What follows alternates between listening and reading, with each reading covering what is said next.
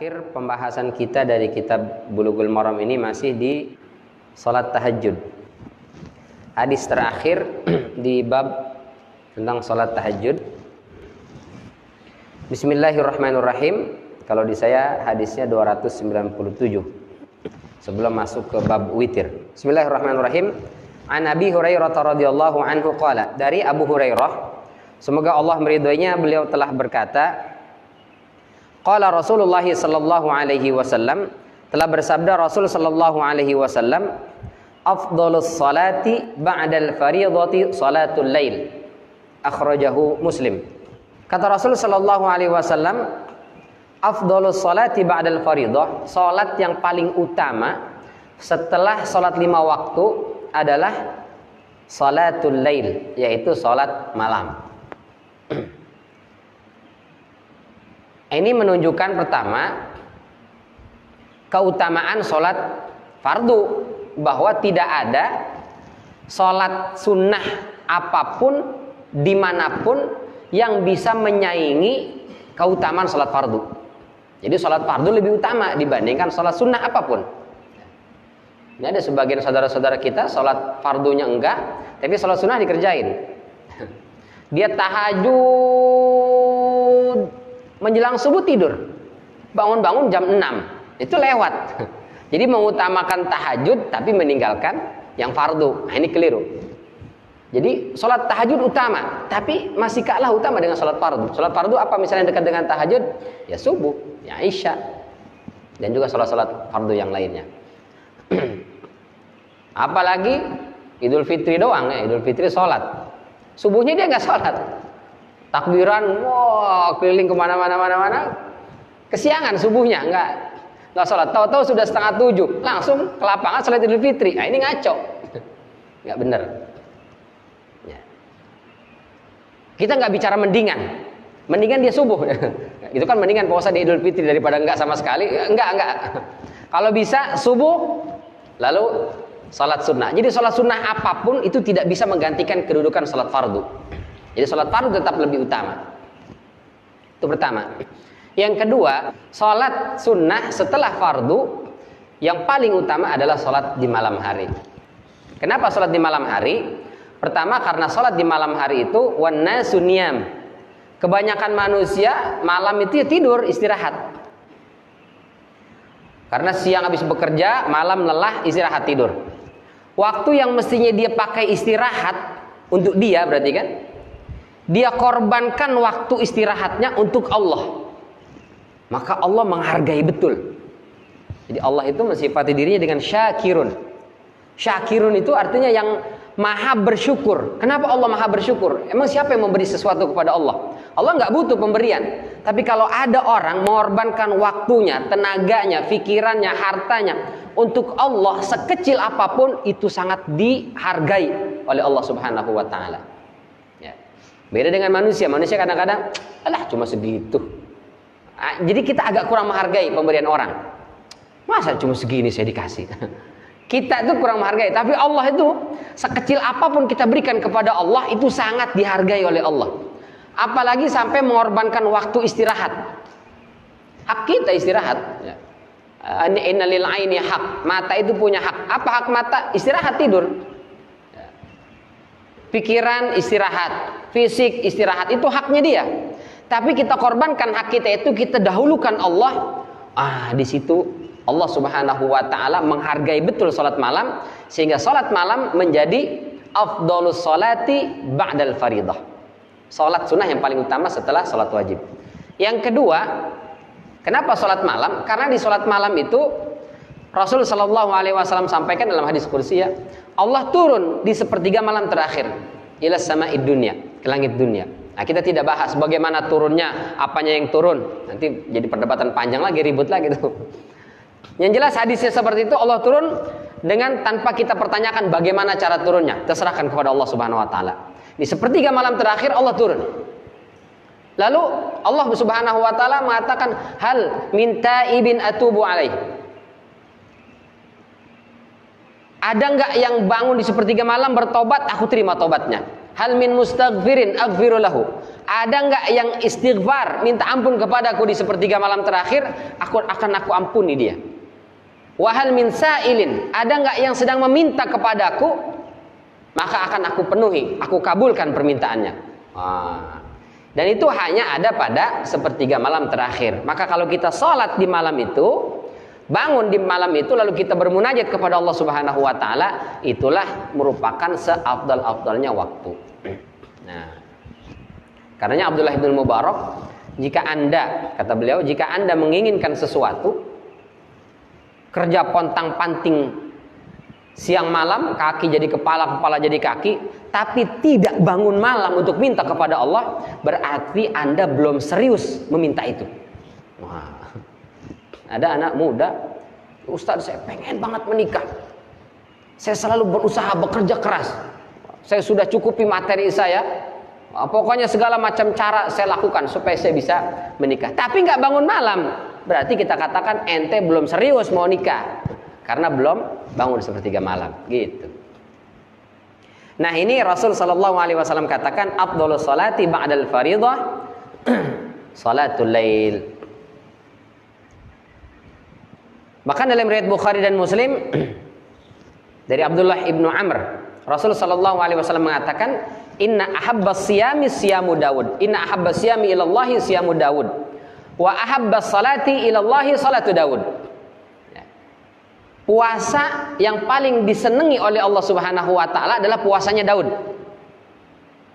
Dan salat yang paling disenangi adalah salatnya Nabi Daud alaihissalam.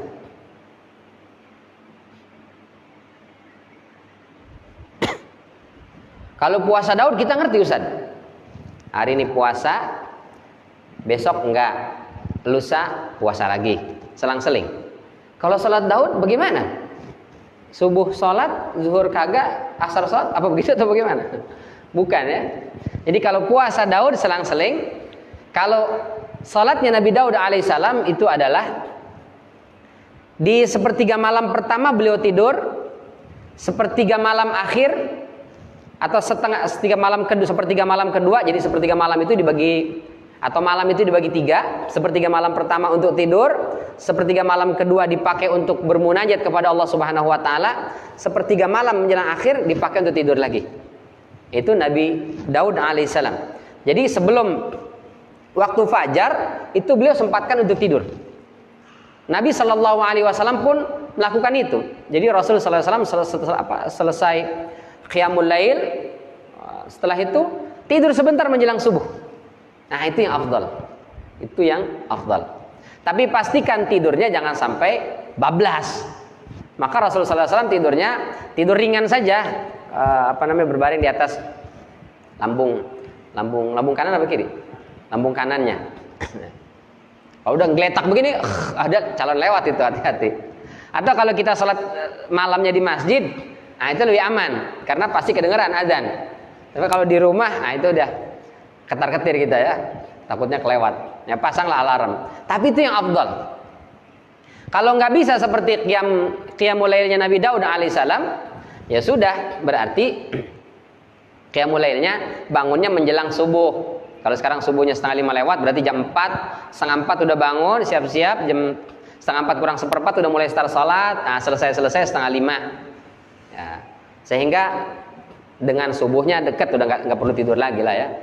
Kalaupun baca Quran sambil tidur dikit, nah nggak apa-apa lah itu. Itu yang afdal. Kata Rasul sallallahu alaihi wasallam, "Mahabbu as-siyami ilallahi siyamu Daud wa ahabbus salati ilallahi salatu Daud." Yanamu thulutsal lailil awal wa yusalli nisfahu wa yanamu thulutsahul akhir atau al-akhir. Jadi dibagi 3, tidur, lalu salat, lalu tidur lagi. Nah, itu yang paling afdal. Dan diriwayatkan Nabi Daud alaihissalam itu istri dengan selirnya, zaman dulu apa istilah selir ya, itu 1000 Pak jumlah. Tapi setiap hari kita lihat puasanya, hari ini puasa, besok enggak, besok puasa, besok enggak. Salat malamnya itu setiap malam seperti itu. 1000 istrinya setiap malam salat malam. Puasa 2 hari sekali. Kita istrinya cuma 1, tahajudnya susah sekali ya. Puasanya Senin Kamis saja kembang kempis. Waduh.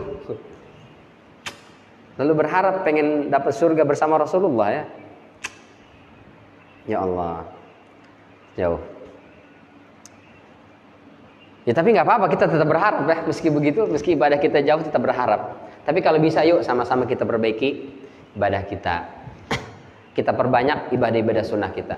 Ustadz, bukannya kalau sholat atau ibadah fardu saja masuk surga? Iya, itu untuk orang-orang Baduy.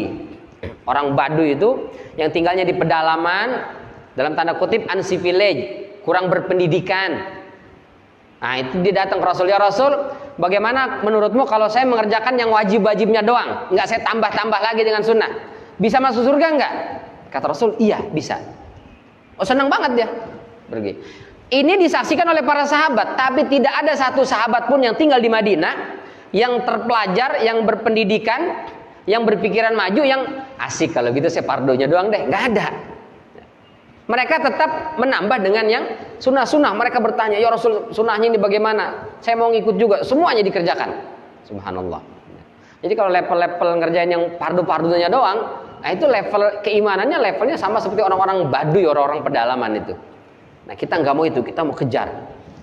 Kita tambah dengan yang sunnah-sunnah. Kita cari sunnah ini afdolnya yang mana? Yang waktunya kapan? Tempatnya di mana? Itu kita pelajari. Bagaimana tata caranya supaya masuk surganya enggak sekedar masuk surga, tapi di level yang tertinggi.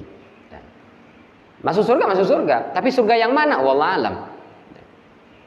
Yang jelas tentu tidak bersama dengan Nabi Muhammad SAW di surga Firdaus. Tapi kalau Allah mau ya bisa saja gitu. Tapi kan kita maunya Allah tentu kita apa istilahnya ya? Kita lakukan hal-hal yang bisa mendatangkan masyiatillah.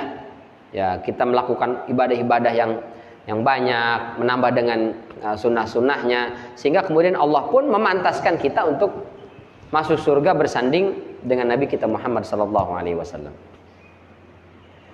Maka orang itu ada yang mengerjakan tahajudnya setiap malam. Ustaz, saya belum bisa setiap malam, minimal seminggu 2 kali boleh Ustaz? Boleh. Tahapan awal, malam Sabtu dengan malam Ahad, karena itu malam libur. Malam kerja susah sekali Ustaz saya. Pulangnya sudah larut malam, pagi-pagi harus berangkat lagi. Nggak apa-apa, di 2 malam terakhir. Nanti lama-lama kita akan bisa setiap malam. Nah kalau sudah jadi rutin, itu bahkan kalau dia kelewat, itu dianjurkan untuk mengkodoknya di siang hari. Sudah terbiasa tahajud, kelewat, karena betul-betul lelah sekali, nggak kebangun. Tahu-tahu sudah subuh, ya Allah saya nggak tahajud. Itu orang yang terbiasa tahajud, begitu lewat tahajud merasa berdosa dan bersalah dia, maka silahkan diganti di siang hari. Ini riwayatnya riwayat Aisyah ya. Dari Aisyah dikeluarkan oleh Imam Muslim. Anna Rasulullah sallallahu alaihi wasallam, bahwasanya Rasul sallallahu alaihi wasallam kana idza fatathu sholatu minal lail, kalau kelewat salat malam min waj'in au ghairihi, karena sakit misalnya, atau karena sesuatu yang lain, dalam perjalanan perang pernah ketiduran malam itu saking lelahnya, maka shalla minan nahari isnatai asyrata rakaatan. Rasul salat di siang harinya sebanyak 12 rakaat. Kalau malamnya 11, siangnya 12. Jadi kata para ulama, kalau kita salat siang hari itu salatnya digenapkan. Kalau malam hari diganjilkan dengan witir. Jadi kalau 8 rakaat tahajudnya ditutup witir, kalau witirnya 1 jadi 9, kalau witirnya 3 jadi 11. Nah kalau dia qadha di siang hari itu digenapkan. Kalau dia 8 plus 1 jadinya 8 plus 2 10. Kalau 8 plus 3 berarti 8 plus 4 jadinya 12. Kalau 2 plus 1, tahajudnya 2 rakaat aja Pak Ustaz udah ngantuk banget. Witirnya 1 berarti 2 plus 2. Setiap 2 rakaat salam. Gitu. Jadi kalau siang harinya itu digenapkan, itu pendapat para ulama. Taib. Itu mengambil pendapat Ibnu Taimiyah ya. Jadi siangnya digenapkan. Taib. Jadi dari hadis ini kita dapat pelajaran bahwa seorang muslim itu selalu mengejar yang paling afdal, yang paling utama. Ya, maka Rasulullah SAW mengajarkan kepada kita afdalus shalah, afdalul a'mal, afdalul qiyam, afdalu as-siyam dan seterusnya, untuk memberitahu kepada kita mana yang afdal. Nah, orang berilmu itu yang diambil yang afdal. Yang kurang afdal ditinggalkan, yang afdalnya yang dikerjakan. Ya. Jadi beda orang berilmu dengan yang tidak berilmu. Ibadahnya boleh jadi lebih sedikit orang berilmu, tapi lebih besar nilainya di mata Allah. Kenapa? Karena dia ngejarnya yang afdal. Maka Rasul katakan, fadlul alimi 'alal 'abidi, keutamaan orang yang berilmu dibandingkan yang ahli ibadah tapi kurang ilmunya, itu seperti bulan dibandingkan dengan bintang-bintang, lebih terang sinarnya. Nah, itu. Maka kita belajar menuntut ilmu itu untuk apa? Untuk mencari yang utama-utama. Ustaz, saya selain yang utama dan yang kurang utama juga dikerjakan, nah itu lebih bagus lagi. Baik.